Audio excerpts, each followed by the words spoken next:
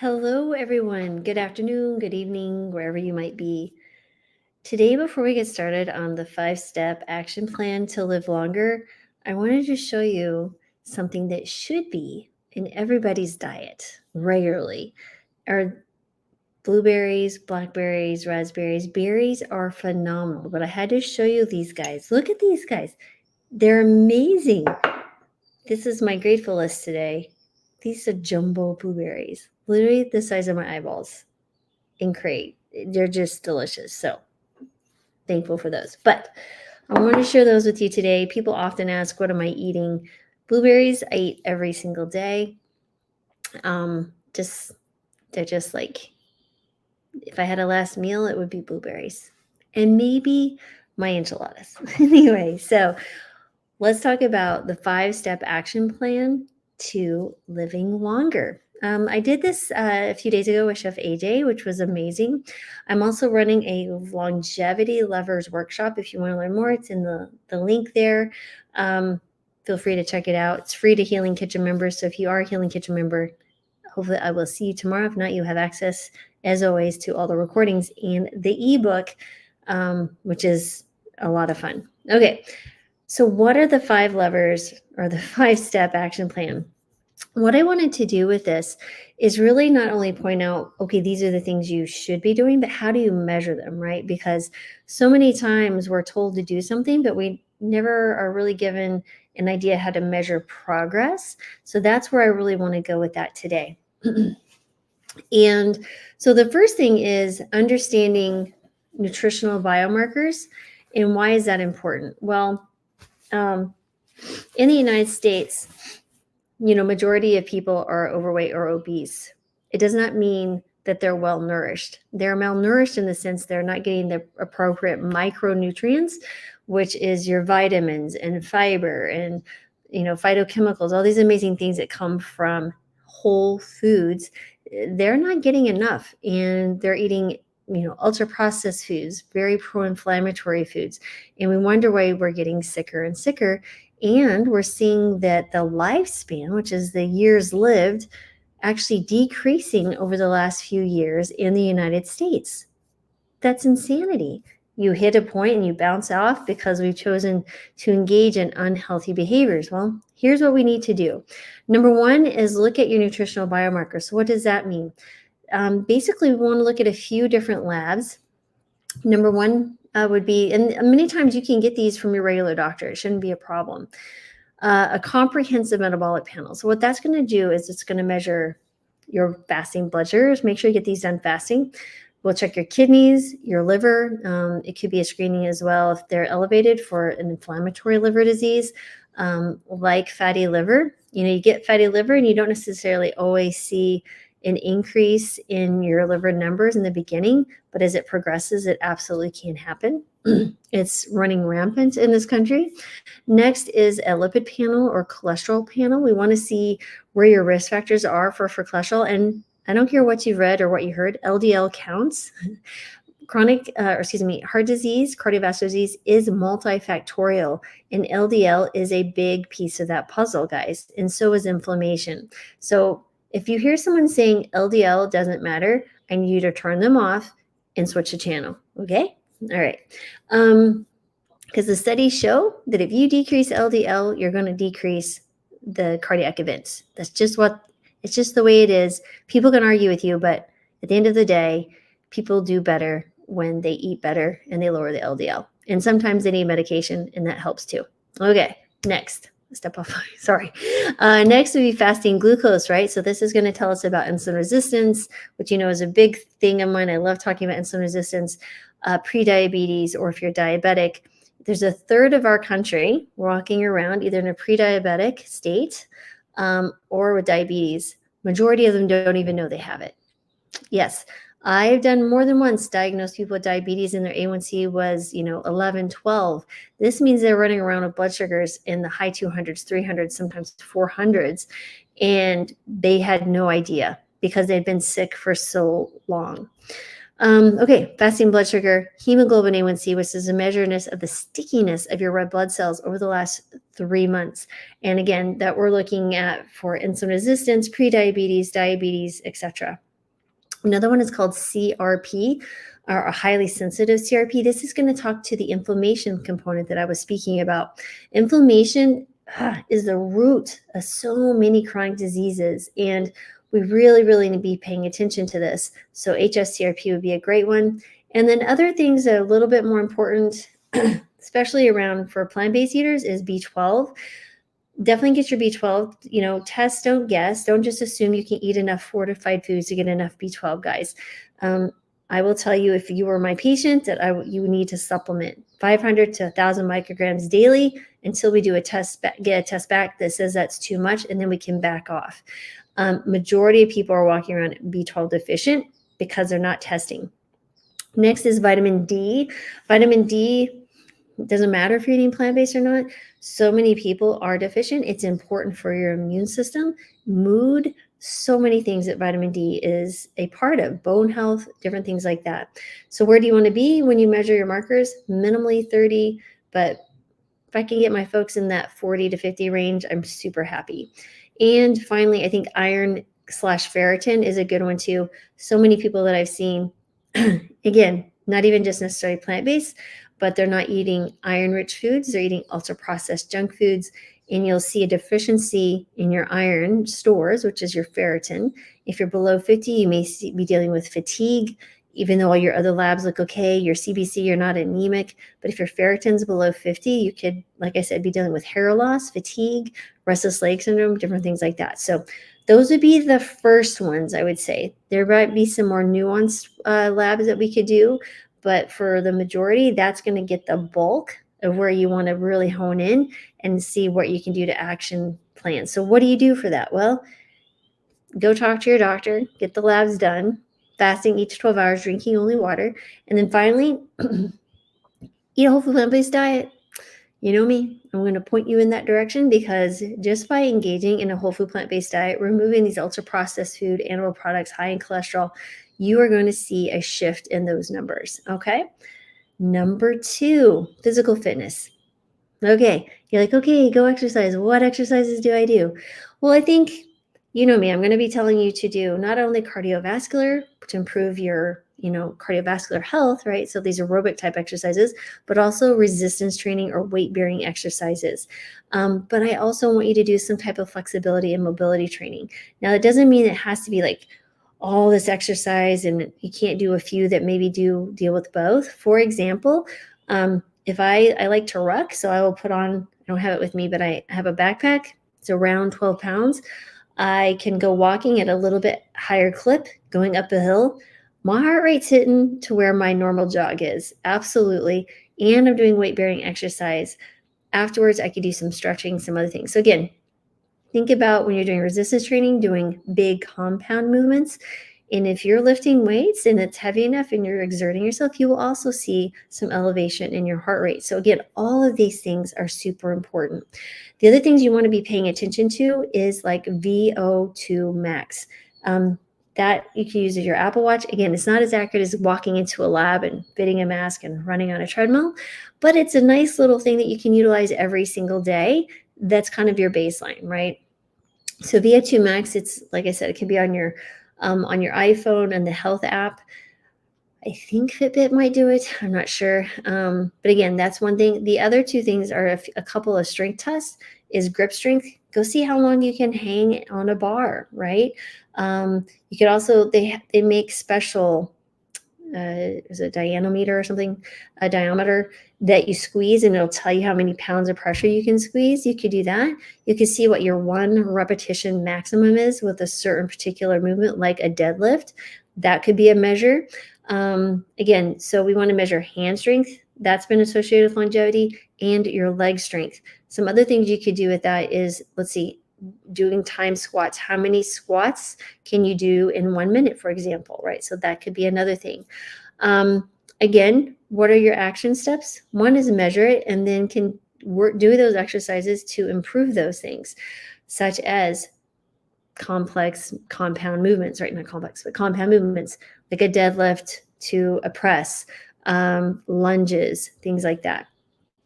Again, you might want to get a physical therapist or a personal trainer to help, design a particular program that works for you, given your current maybe restrictions or difficulties or injuries. Um, Again, the big piece here is just to start moving. The flexibility mobility piece, which is interesting, you could do a sitting to rising test. That is basically where you stand, you get on the ground, try not to use your hands or knees, and then get back up. That has been shown really interesting. I'd have to go dig into the exact numbers again. I don't recall off the top of my head, but it is associated with longevity because it tells you that you have strength and you have good balance, less likely to fall, break a hip, things like that. You're less frail if you can do those things. Another thing with the the flexibility testing is just sitting down, spreading your legs out a little bit and reaching forward. You could actually get a tape measure or a rope or something, or just, using your eyeballs and see how far you can reach, right? Can you only reach to your knees? Can you reach to your toes? Can you reach past your feet? Again, these are fairly straightforward tests that you can do, but you can maybe check them every week or once a month and see what's going on.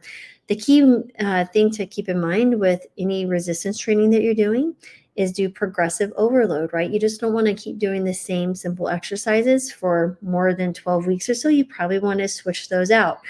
And in addition, go ahead and adding more weight as you can. So if you're finding that you can do the previous weight and not get pretty tired if you're hitting your max reps, let's say you hit 12 reps is in your set, you're like, wow, I feel pretty good. I still have good energy. It's time to increase the weight. Again, personal trainer to speak to you and help you with that. What is the next one? Body composition. I think this is important because so many people focus in on the BMI. So remember, BMI is based on your height and weight. That's what your doctor is going to be utilizing to say, hey, you're overweight or you're obese, and will basically make some choices and tell you, hey, you need to lose weight or not. I would argue many people, even within the normal BMI category, are still overweight and need to lose 20, 30 pounds just based on, you can call it my own experience. I'd have to go dig in some research, but I found that people are still insulin resistant and probably usually have 20 to 30 pounds to lose. And we start seeing blood sugar shifting. We see hypertension finally resolving. We see cholesterol finally improving. So really important to think about using something. You can use BMI as an easy measure, but remember, it doesn't differentiate between fat and lean muscle mass. So what can you do instead? Well, you could do what we call a waist to hip ratio, right? So you measure around the smallest part of your waist and your hips, and you do that ratio. Men would want to be under 0.9 and women under 0.8. Above that, we have some concerns about increased risk of visceral fat, which is pro-inflammatory, higher risk for things like metabolic diseases like diabetes and cardiovascular illness like heart attack, stroke, things like that, and fatty liver. Visceral fat, remember, is the fat that's stored in and around your organs. It's also deposited in like the liver and muscles, which makes it, again, more insulin resistance, which is, it's been associated with so many things, everything, high risk of cancer, diabetes, hypertension, high cholesterol, heart disease, you name it. How can you measure that? Well, besides the hip, the waist hip ratio, you could do something like I shared with you previously, like the DEXA scan. And that gives you a good indication of your body fat percentage along with your visceral fat, which is really helpful information. We certainly don't have to do that, because if you have a good, waist hip ratio, you're exercising, you're eating a healthy whole food plant-based diet, you're going to naturally start decreasing that, and you will see decrease visceral fat even if you were measuring. It's just what happens.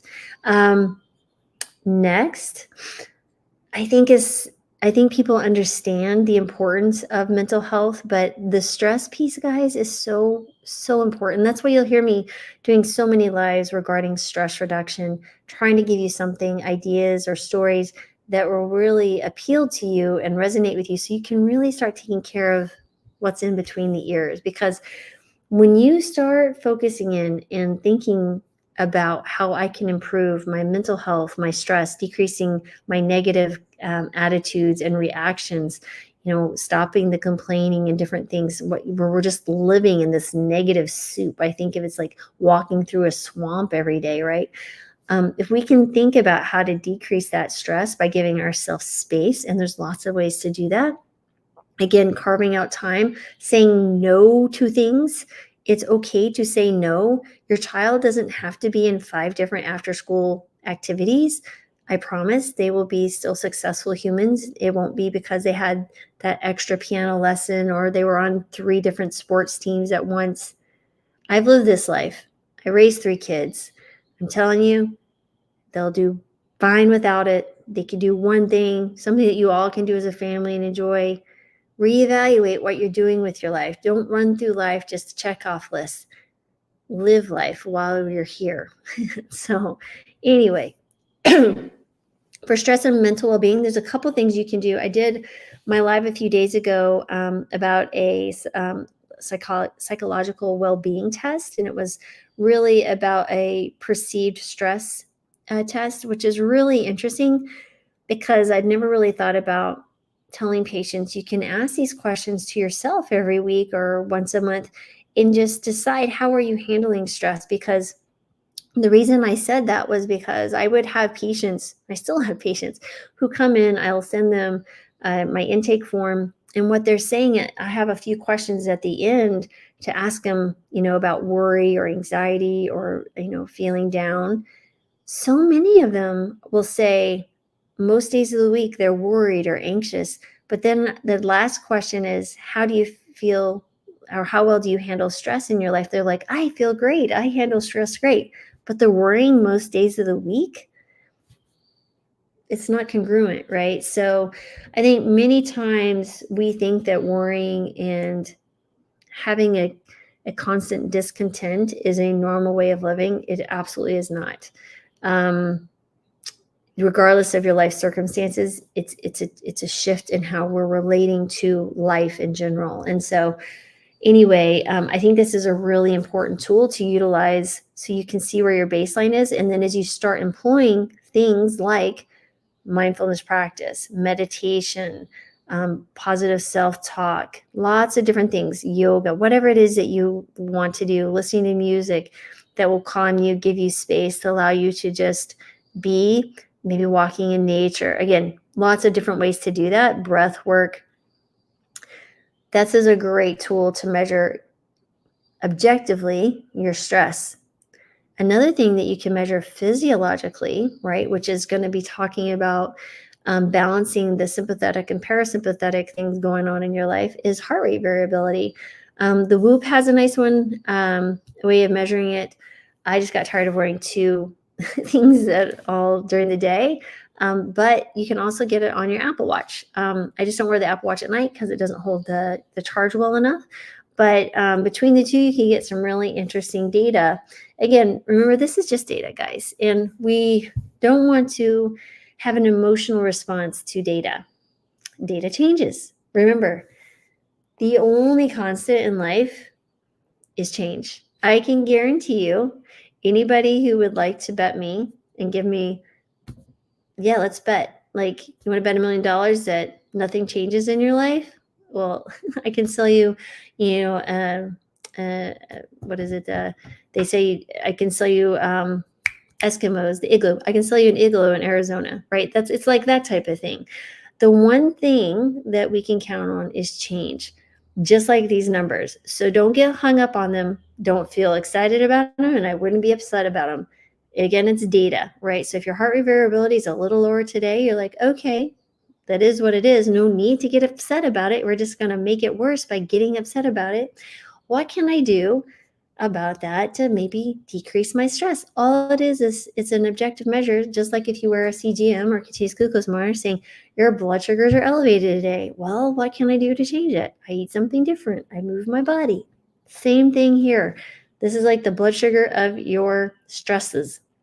Use HRV as a nice little tool to determine if you're doing some things to really start getting that parasympathetic system online more often.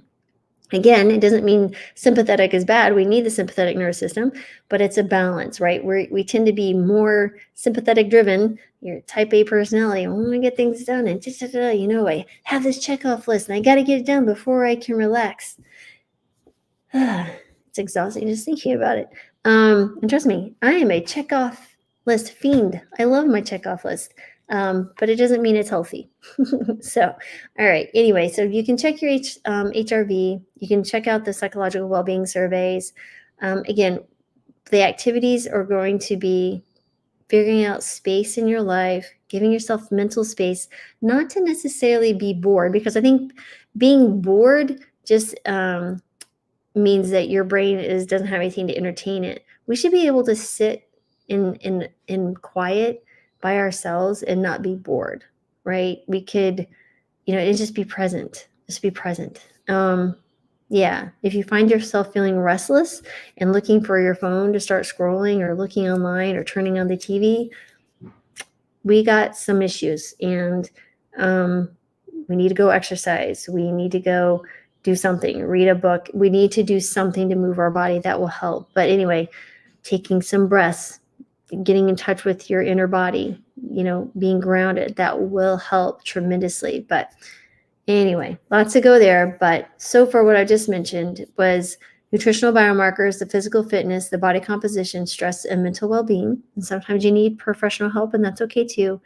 And finally, sleep quality.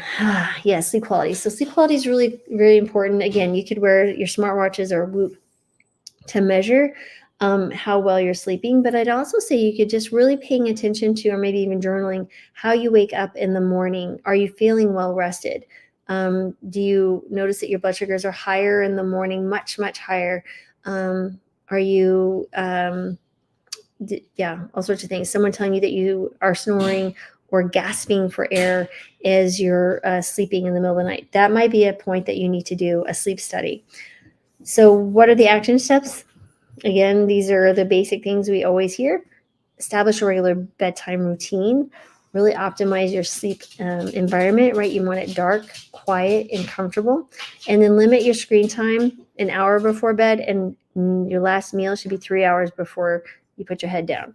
And those really are the main tools, guys. If you do those things, you're going to see improvement in your overall health. You'll see, again, not only lifespan increase, but health span. So, which is the most important. Again, just pointing out that I do have the Longevity Lovers Workshop. It is tomorrow morning at 10 a.m. Pacific Standard Time. There's an ebook that's really long, got some awesome things in it, recipes and all the levers and explanations. And I'll be going over that live and answering your questions tomorrow morning. And like I said, it's free to the Healing Kitchen members. If you're not a member of the Healing Kitchen, check out that. It's on the Dr. Marvis website as well. So thanks again for listening, and I will see you guys